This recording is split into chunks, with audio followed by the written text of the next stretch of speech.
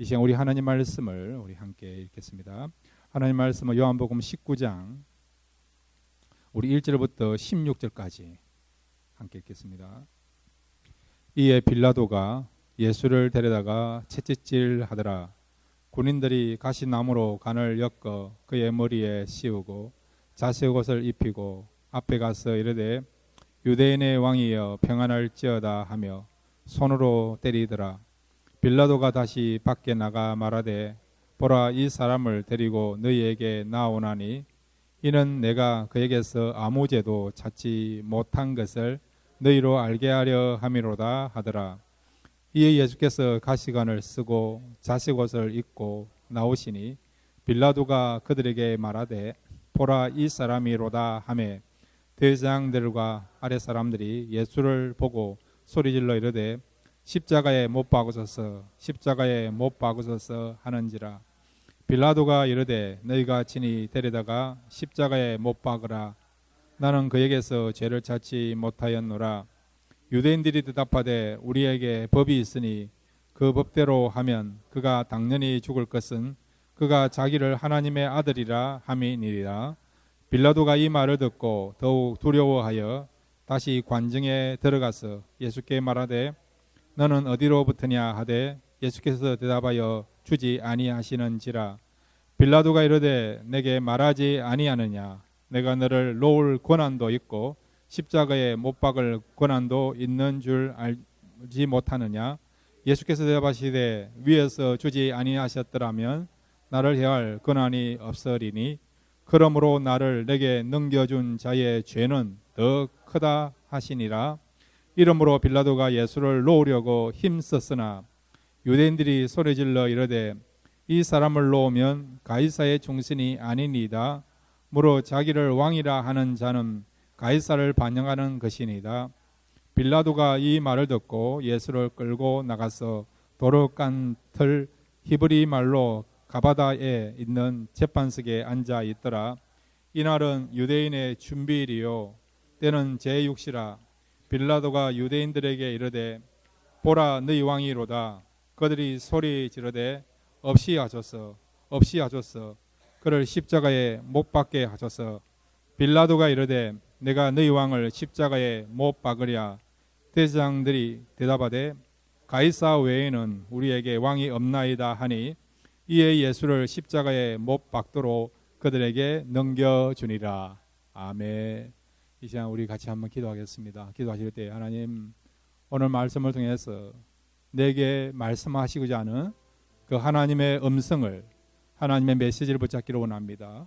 들려주시고 또 깨닫게 하여 주셔서 이 말씀으로 살아가실 때에 우리의 남은 생애가 복되게 하여 주시고 하나님을 기쁘시게 하며 하나님 앞에 영광 돌릴 수 있는 그런 삶을 살아갈 수 있도록 이 시간 말씀을 통해서 우리에게 음성을 들려주시고 말씀을 통해서 찾아와 주옵소서.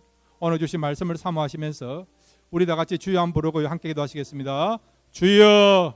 아버지 감사합니다. 이 시간 저희들 주님 앞에 놓았습니다.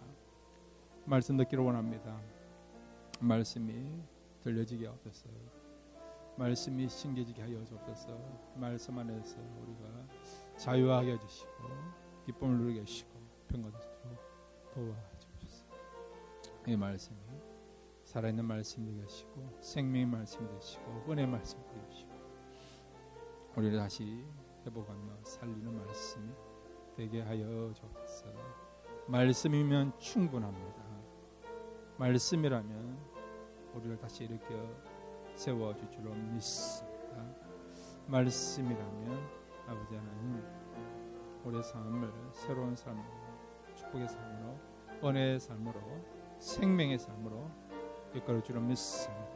이 시간에 저들 말씀을 사모하기 원해 말씀 가운데 역사하시고 은혜 베풀어 주시고 이 말씀 소망을 주는 귀한 시간 되시도록 은혜 베풀어 주옵소서. 사모하는 말씀 듣기를 원합니다. 주님께 함께 하시는 기회를 주셨습니다. 주님 축복해 주시기 바랍니다.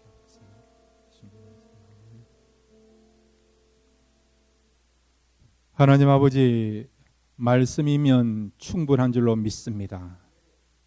말씀이면 우리를 새롭게 하여 줄 줄로 믿습니다. 말씀 안에 나의 문제가 해결받는 답을 주실 줄로 믿습니다. 이 시간 저희들 세상적인 염려, 두려움, 걱정 다 내려놓고 오직 말씀에 집중하여 사모하는 마음으로 말씀 듣기를 원합니다. 이 말씀이 우리의 삶 속에 가장 중요한 영적인 진리와 또 영적인 교훈을 붙잡을 수 있는 귀한 시간 될 수 있도록 말씀하여 주옵소서. 듣기를 원합니다. 예수님의 이름으로 기도드렸습니다. 아멘. 말씀 안에서 자유하시고 또 말씀을 통해서 힘을 얻을 수 있는 귀한 시간 되시기를 바랍니다. 오늘 본문에 보면 이 빌라도가 예수님에 대해서 죄가 없는 분이라고 선언한 내용이 있어요. 18장부터 19장까지 보면 세 번에 걸쳐서 빌라도가 예수님을 향하여 내가 예수님에게서 죄를 찾아보려고 했지만 죄가 없다라고 세 번이나 선언하게 된 것을 보게 됩니다. 그래서 오늘 죄가 없으신 그리스도라는 제목을 가지고 하나님 우리에게 주시고자 하는 귀한 교훈을 두 가지만 함께 생각하겠습니다. 첫 번째로 한번 따라해 주시기 바랍니다. 진정한 그리스도가 되신다. 예, 참된 그리스도가 되신다는 거예요. 누가요? 우리 예수님이 그렇다는 거죠. 여러분, 그리스도란 말이 뭡니까? 이름입니까? 아니면 타이틀입니까? 타이틀, 직임이죠, 직임. 이름이 아니에요. 구약에서는 이 그리스도를 우리가 메시아랍니다. 메시아. 정확한 발음은 메사야라, 메사야. 메시아나 메사야는 똑같은 겁니다, 여러분. 그 말은 기름 부음을 받았다. 그리고 구원자다. 그런 뜻을 갖고 있는 거예요. 그런데 이 메시아, 구원자, 이 명칭을 헬라어에서는 뭐라고 부르냐? 그리스도라고 부르는 그리스도. 영어로 뭐라죠? 미국에 사시니까 영어 한마디 하시지 않습니까? 크라이스트. 예, 크라이스트. 그러니까 크라이스트나 그리스도나 메시아는 똑같이 기름 부은 자, 구원자를 가리키는 거죠. 근데 여러분, 이 그리스도, 저 구원자가 되기 위해서는 하나님이 정한 기준이 있어요. 세 가지가 있어요. 첫 번째는 뭐냐 하니까 하나님이 보내신 자가 되어야 된다는 거예요. 아무나 구원자가 될 수 없는 거죠. 왕의 집안에서 태어났다고 해서 구원자가 될 수 있는 게 아니고 귀족의 집안이나 아니면 그런 평민의 집에서 태어났다고 해서 구원자가 될 수 있는 게 아닙니다. 오직 하나님이 보내신 자가 되어야 되는 것입니다. 하나님께서 인류를 구원하기 위하여 보내신 유일한 구원자가 누굽니까? 예수님 아니십니까? 그래서 예수님은 여러분을 위해서 아버지께서 나를 너희에게 보냈다. 아버지께서 나를 세상에 보냈다라고 말씀하신 것이죠. 두 번째로 이렇게 메시아, 그리스도 구원자가 되기 위해서는 바로 살아서는 안 되고요. 죽어야 된다는 거예요. 죽어야 된다. 세 번째는 뭐냐? 죽기는 죽지만은 죄로 말미암아 자신의 허물로 말미암아 죽는 것이 아니라 죄가 없는 분이 되어야 된다는 거예요. 의인만이 그리스도가 될 수 있다고 성경은 말하고 있고 또 하나님께서 말씀을 통해서 우리에게 알려주신 것을 알고 있지 않습니까? 그러니까 하나님이 정하신 진정한 구원자가 되기 위해서는 우리에게 구원의 역사 나타나기 위해서는 하나님이 보내신 자가 되어야 되고 그분이 어떻게 해요? 죽으셔야 되고 그 다음에 죄가 없는 분이 되어야 된다는 겁니다. 이 세 가지 조건을 완벽하게 갖추신 분은 누굽니까? 예수 그리스도밖에 없는 것이죠. 그래서 그분이 우리의 뭐가 된다고요? 진정한 그리스도, 진정한 구원의 주가 된다는 겁니다. 여러분, 하나님이 보내신 유일한 구원의 주님은 예수님밖에 없습니다. 다른 길은 없어요, 여러분. 우리는 지금 예배를 드리는데 어떤 곳은 사람들이 열심히 불공을 드리고 참선을 하고 모슬렘 사람들은 그들의 그런 어떤 힌두교 사원에서 모여서 자기들끼리 예배 드리고 그렇게 하지만은 여러분 그들 속에는 예수 외에는 구원이 없습니다. 그들도 구원을 갈망하지 않습니까?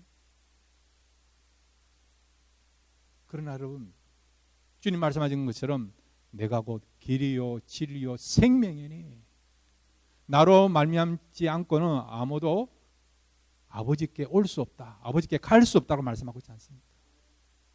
아버지께 간다는 것은 우리가 천국에 들어간다는 거예요. 구원의 문으로, 영생의 문으로, 그 다음에 제3을 받는 그 문으로 들어간다는 겁니다. 여러분. 무엇을 통해서요? 오직 예수님을 통해서.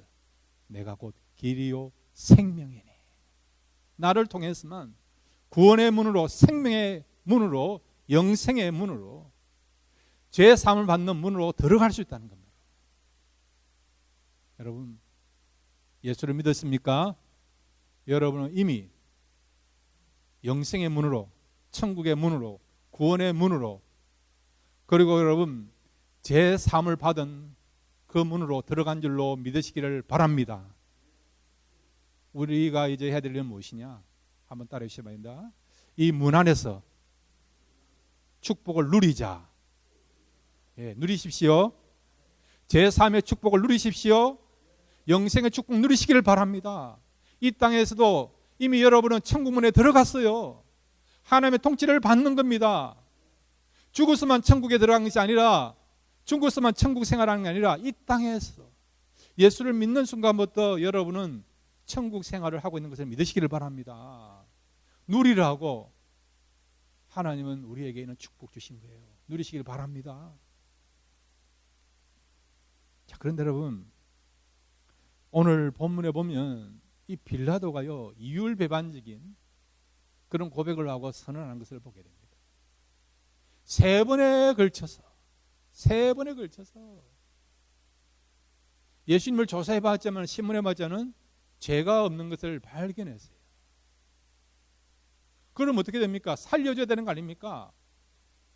혐의가 없으니까 석방시켜야 되는 거 아닙니까? 풀어줘야 되는데 빌라도가 선택한 것은 무엇입니까? 석방입니까? 예수님을 죽인 것입니까? 죽였죠. 십자가에 못 박도록 사형 언도를 내린 것입니다. 그러면서 뭐라고 이야기합니까? 이분은 죄가 없다. 죄가 없다. 죄가 없으면 풀어줘야 되는 것이 여러분 로마법이에요. 여러분.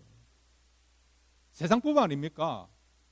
혐의가 없는데 왜 그 사람을 구속하고 감옥에 집어넣고 사형을 시킵니까? 근데 예수님은 죄가 없는 거예요.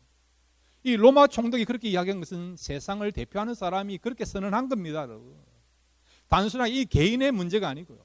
로마 총독은 지금 세상을 대표하는 사람으로서 예수님에게 뭐라고요? 예수님에게서는 죄를 발견할 수 없었고 그분은 뭐라고요? 의인이다. 죄가 없는 분이다. 그렇게 선언한 것입니다. 빌라도뿐만 아니라 예수님에 대해서 죄가 없다라고 고백한 사람들이 많이 있어요. 가룟 유다도요, 예수님을 팔아넘기고 마음에 가책을 받았죠.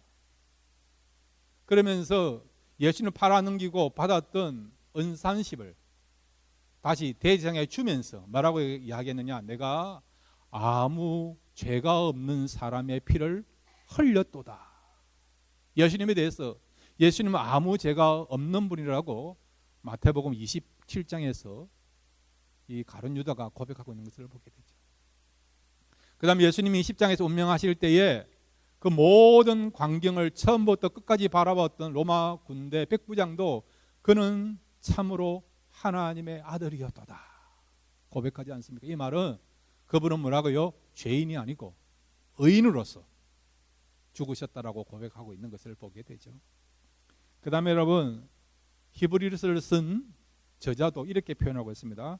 히브리서 4장 15절, 히브리서 4장 15절 같이 읽겠습니다. 시작. 우리에게 있는 대제사장은 우리의 연약함을 동정하지 못하실 리가 아니요 모든 일에 우리와 같이 시험을 받으신 이로되 죄는 없으시니라. 아멘. 시험도 받으시고 고난도 받으시고 죽으셨지만 예수님이 지은 죄 때문에 그 죄의 결과로 말미암아 죽은 것이 아니라 죄가 없는 분임에도 불구하고 죽으셨다는 거죠. 왜요? 우리 때문에. 우리 때문에 주님이 죽으신 것입니다.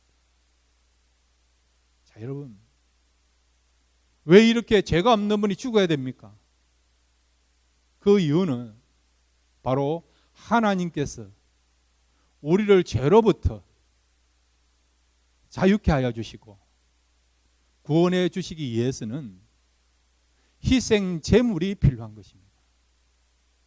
이걸 우리가 대속 제물이라고 하는 거예요. 대속 제물. 대신해서 희생 제물이 된다. 그 말이 대속 제물이라는 것입니다. 이 대속 제물이 될 수 있는 유일한 길은 뭐냐니까 흠이 없어야 된다는 거예요. 죄가 없어야 된다는 겁니다. 근데 세상에 여러분, 의인이 있습니까? 죄가 없는 사람이 있습니까? 모든 사람이 여러분 죄가 있는 것을 우리가 알고 있지 않습니까? 성경은 우리에게 뭐라고 말씀하고 있습니까? 모든 사람이 죄를 지었음에 하나님의 영광에 이르지 못하였도다. 의인은 없나니 하나도 없다라고 말씀하고 있지 않습니까? 그래서 죄의 삭은 사망이요 말씀하고 있지 않습니까? 아담과 하와가 범죄한 이후부터 그 이후로 출생된 모든 사람들은 뭐라고요? 죄인입니다. 죄인. 그 죄의 결과는 무엇입니까? 죽음 아닙니까? 너희들이 그것을 정령 따먹는 날에는 정령 죽으리라. 이 죽음은 육체적인 죽음뿐만 아니라 영적인 죽음을 말하는 거 아닙니까?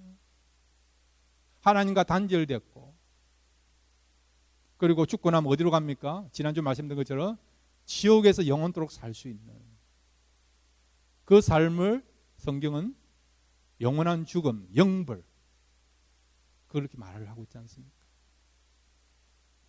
근데 하나님 우리를 사랑하셔서 이렇게 지옥에 들어가서 하나님과 단절되어서 영원토록 죽을 수밖에 없는, 이렇게 저주를 받아서 저주 아래 놓일 수밖에 없는 우리를 구원하고자 하나님께서는 예수 그리스도를 보내셨죠. 근데 예수님 어떤 분입니까? 의인 아니십니까? 죄가 없는 분 아닙니까? 의인이 죽음으로써 비록 죄인을 대신해서 죽음으로 말미암아 예수님 때문에 우리가 이제 구원을 받게 되고 죄 씻음을 얻게 되고 또 하나님과의 관계가 회복되게 된 것을 우리가 알고 있지 않습니까? 그래서 출애굽기 12장 5절에 보면 유월절 어린 양을 가리켜서 유월절 어린 양은 어떤 제물이 될 것인가 분명히 말씀해 주고 있습니다. 이 유월절 어린 양은 예수님을 가리키는 겁니다. 출애굽기 12장 5절을 같이 읽겠습니다. 시작. 너희 어린 양은 흠없고 1년 된 숫굿으로 하되 양이나 염소 중에서 취하고. 아멘. 유월절이 무슨 날입니까? 이스라엘 백성들이 애굽에 있을 때에 죽음의 천사가 각 집마다 돌아다니는 거예요. 그래서 장자를 죽이는 겁니다. 이 장자를 죽인 것은 모든 사람을 죽인다는 그런 의미를 갖고 있는 것이 장자입니다. 장자. 그런데 이 죽음의 천사가 넘어가는 집이 있어요. 장자들을 죽이기 위하여 각 집마다 방문을 하는데, 근데 어떤 집에 가니까 문술지에 뭐가 발라 있습니까? 어린 양의 피가 발라져 있는 거죠. 그러면 그 집에 들어가지 않고 넘어가는 겁니다. 패스하는 거죠. 그래서 유월절 말을 뭐요? 여러분, 넘어간다, 유월한다, 패스 오브라는 그런 뜻을 갖고 있는 유월절 아닙니까? 그런데 여러분, 문설주에 양의 피가 벌려졌어요. 양의 피가 발라졌다는 것은 양이 어떻게 되었다는 겁니까? 양이 죽었다는 거지. 피를 흘렸다는 것은 양이 여러분 사람을 대신해서 죽었기 때문에, 피를 흘렸기 때문에, 그래서 그 피를 보고 죽음의 천사가 그 집에 가서 장자를 죽이지 않고 그 집을 넘어가게 되게 된 것이지. 그런데 유월절 어린 양은 어떤 양이 되어야 됩니까? 흠없는 양, 흠없는 양, 깨끗한 양이 되어야 된다는 거죠. 이 유월절 양은 누굽니까? 예수님을 가리키는 것이지. 우리가 죄로 말미암아 하나님께서 주신 그 저주로 말미암아 죽을 수밖에 없는데, 그런데 유월절에 어린 양이 죽은 것처럼 진정한 유월절 어린 양이 되신 예수님이 우리를 대신해 죽음으로 말미암아 우리가 죽지 않고 구원받게 되고 우리의 죄가 사해지게 된 것입니다. 그러니까 여러분, 하나님이 우리를 구원하기 위하여 이 땅에 예수님을 보내셨는데 그 예수님이 죽으신 이유는 우리의 죄로 말미암아 죽을 수밖에 없는 그런 사람이었는데, 그런 존재였는데 우리를 구원하기 위하여서 예수님이 대신해서 우리를 죽으심으로 말미암아 우리가 구원받게 되게 된 것입니다. 그리고 하나님이 정한 법은 뭐냐? 우리를 위하여 죽을 수 있는 구원자는 어떤 분이라고요? 의인이 되어야 된다는 거예요. 의인이 되어서 죽어야만이 죄인을 대신해서 죽는 그런 구속이 이루어진다는 것을 성경은 말씀하고 있고, 또 그런 하나님의 뜻 가운데서 예수님은 순종하심을 말미암아 우리가 구원받게 되는 그런 영광의 자리에 서게 된 것입니다. 그러므로 여러분, 예수 그리스도가 의인이심에도 불구하고 우리를 위하여 죽으셨고, 그 주님의 죽으심 때문에 우리가 구원을 받았습니다. 그럼 우리는 무엇을 해야 됩니까? 어떻게 해야 됩니까, 여러분?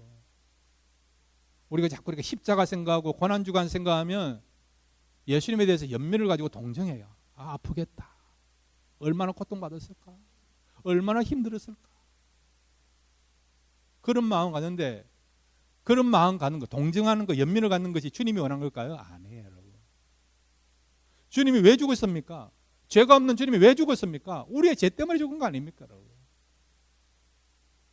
그러니까 여러분, 이 죄가 얼마나 심각한가 그걸 깨달으시고, 저와 여러분 남은 생에는 이제는 죄를 짓지 않고 하나님의 뜻대로 말씀대로 살아갈 수 있는 그런 저와 여러분 되시기를 바랍니다. 죄가 없어진 주님이 우리를 죽었어요. 그럼 어떤 마음 가져야 합니까? 주님을 향한 사랑과 감사의 마음을 가지시기를 바랍니다. 그것이 여러분, 우리를 위하여 죄 없이 죽으신 의인이신 주님이 죽으신 그 사랑과 은혜에 보답하는 그런 마음과 자세가 될 줄로 믿습니다. 날마다 죄와 싸워 승리하시고, 그 다음에 여러분, 우리를 죽으신 그 주님의 은혜에 감사하는 마음으로 살아가시는 그런 저와 여러분 되시기를 바랍니다. 두 번째로 여러분, 오늘 예수님은 죄가 없는 분이랬어요. 이 말씀을 통해서 우리 주시고자 하는 귀한 교훈이 있습니다. 한번 따라해 주시기 바랍니다. 하나님의 뜻은 꼭 이루어진다. 이 사실 믿으시기 바랍니다. 자, 여러분, 예수님을 십자가에 못 박도록 하는데 그 역할에 쓰임받은 사람들이 누굽니까? 1등 공신들이 누굽니까? 예, 첫째는 대제사장들과 종교인들. 두 번째는 뭡니까? 빌라도. 또 가룟 유다, 유대인. 이 네 그룹이 예수님을 십자가에 못 박도록 하는 일에 일조했고, 의기투합했고 1등 공신을 할 수 있죠. 그들이 왜 예수님을 십자가에 못 박도록 했습니까? 예수님은 죄가 없는 분 아닙니까? 죄가 없는 분 아닙니까? 그럼에도 왜 예수님을 십자가에 못 박도록 했습니까? 그들의 마음에 무엇이 있었기 때문에, 어떤 마음을 가졌기에 이렇게 죄가 없는 분을 살려주지는 못할 망정 어떻게 해요? 그것도 로마 시대의 가장 최고의 그런 어떤 형벌이라 할 수 있는 십자가에 못 박도록 그렇게 한 마음이 되어서 그 일을 진행하였고 실행하였는가? 그들의 마음에 있는 공통점이 뭡니까? 한번 따라해 주시면 이기심입니다. 이기심.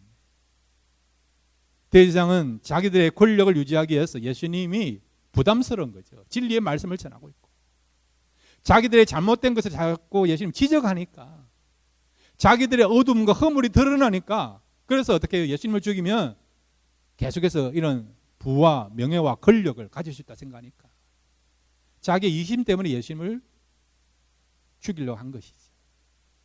유대인들도 마찬가지예요.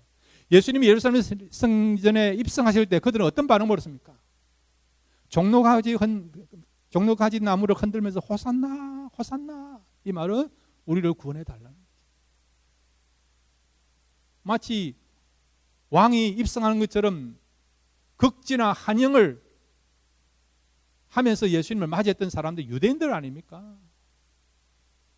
근데 그런 사람들이 며칠 뒤에 왜 이렇게 폭도로 변환해서 예수님을 십자가에 못 박으라고 소리 질렀습니까?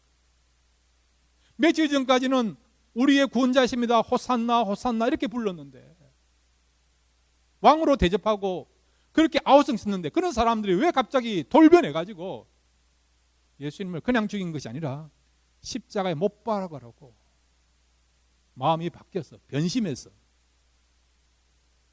예수님을 십자가 못 박도록 일조했는가?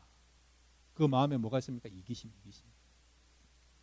여러분, 이기심의 뜻이 뭐냐니까 내가 원하는 것을 끝까지 한다. 그게 이기심이에요. 여러분. 내가 원하는 것을. 그게 이기심이에요. 우리가 사람들을 보면 왜 저 사람은 왜 저것을 할까? 저것을 하면 안 됨에도 불구하고 왜 그러냐? 이기심이죠. 왜? 내가 원하니까 이것을 끝까지 해야 된다. 그런 마음이 있으니까 그 일을 하는 것이죠. 그것이 여러분 이기심의 뭡니까? 정체입니다. 정체. 유대인들이 원하는 거 뭐죠? 정치적으로, 경제적으로 이 나라가 잘 사는 나라가 되는 거죠. 다윗과 같은 시대가 되기를 바라는 그런 마음을 가지고 메시아를 기다린 건데, 그런데 예수님이 오신 거죠.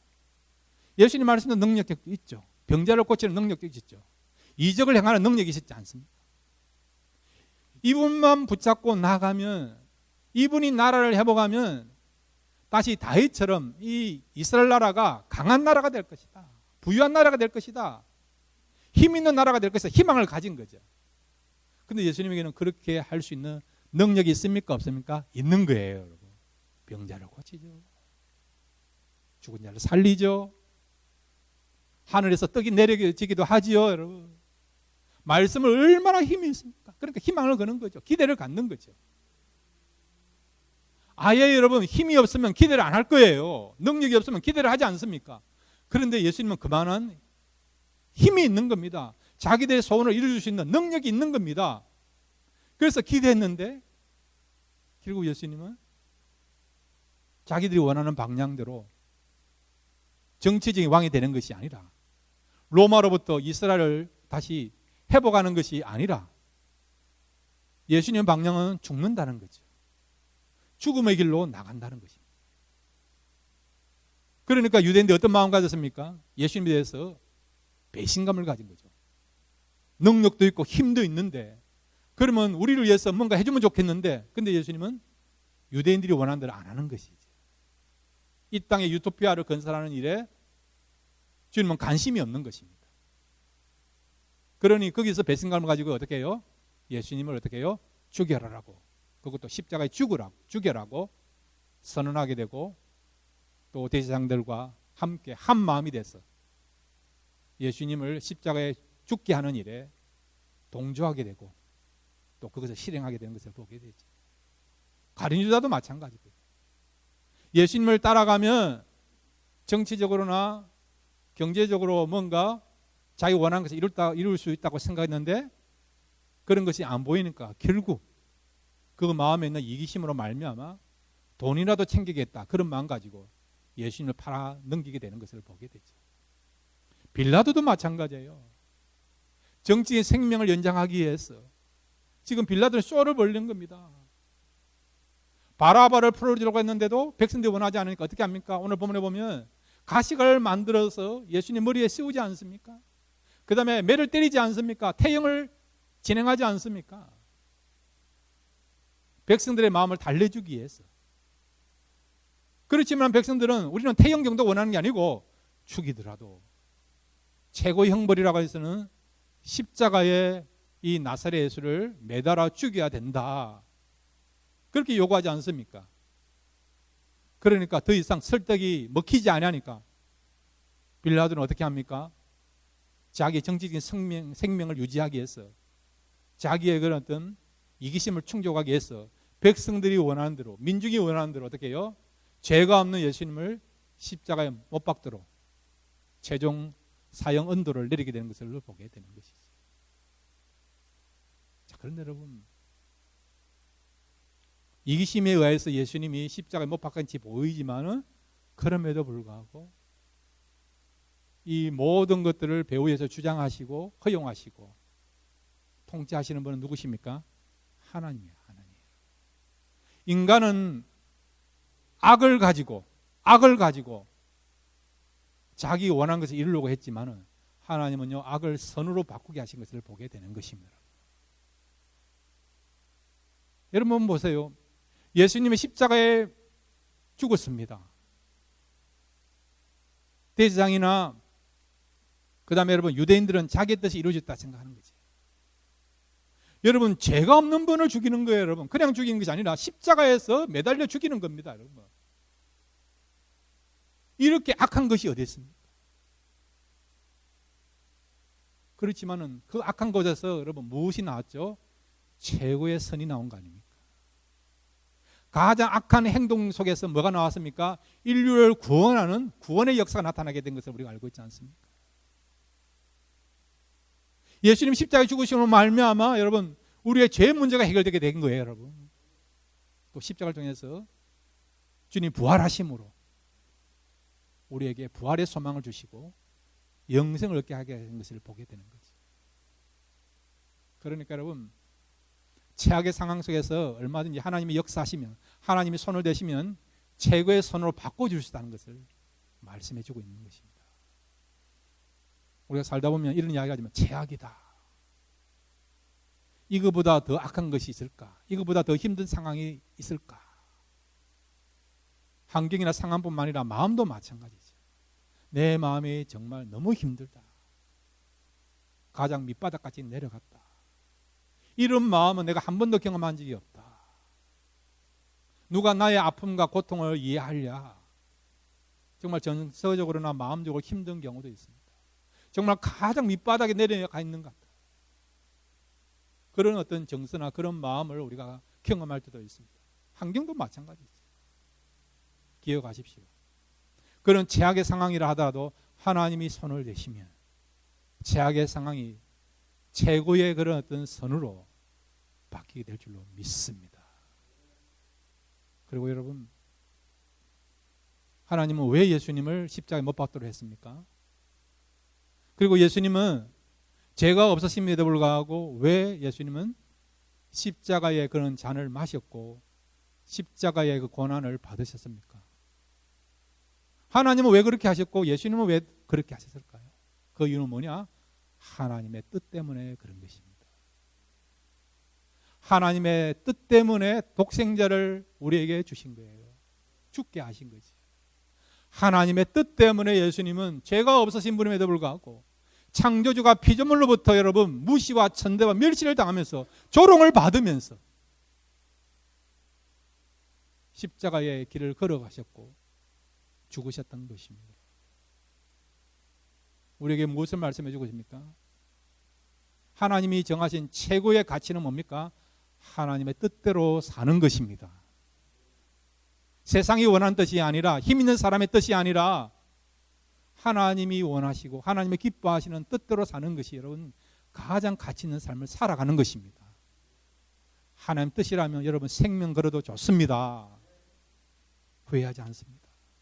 내가 잘못 살았구나, 실패했구나, 억울하다 아니에요. 여러분 하나님의 뜻대로 살았다 그러면 기대하십시오. 희망을 가지시기 바랍니다. 하나님이 인정하십니다. 하나님이 잘했다라고 평가하십니다. 그러므로 여러분 이번 한 주간도 하나님 뜻대로 사시기를 바랍니다. 하나님 뜻대로 사시려면 하나님 뜻을 알아야 되는 거 아닙니까?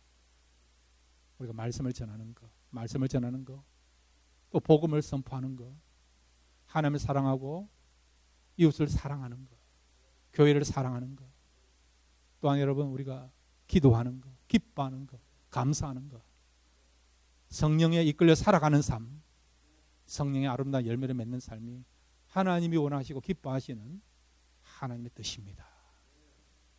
하나님은 뜻 가운데서 독생자를 보내주셔서 죽게 하셨고 예수님도 하나님의 뜻을 이루기 위하여 하나님의 뜻이라면 기꺼이 고난의 잔을 마시겠습니다. 그 고난의 잔을 마셨고 고난의 길을 걸어가신 것처럼 이것이 정도이고 정답이니까 저와 여러분도 세상의 기준에 맞춰서 살아가는 것이 아니라 하나님 뜻을 붙잡고 살아가시면 하나님께서 여러분과 동행하십니다. 여러분 인생을 책임지십니다. 은혜 베풀어 주시고 회복하여 주시고 치유케 해 주시고 보이지 않는 길도 열어주십니다. 하나님 뜻대로 행할 수 있는 이번 한 주간 되시기를 주님의 이름으로 축원드립니다.